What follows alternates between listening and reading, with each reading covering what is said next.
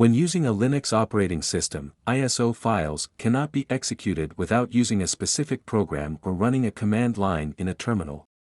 To help ease this step, CalderaDock features a utility called Mount, available from the Application tab. As indicated by its name, it allows the mounting of ISO files as an external device in an effortless way.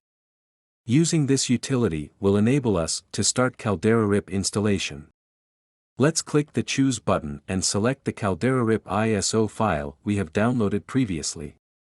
Then we click the Open button to mount the disk image.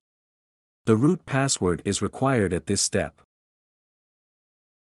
We can see that the ISO file has been mounted and appears now as an external device in the File Explorer.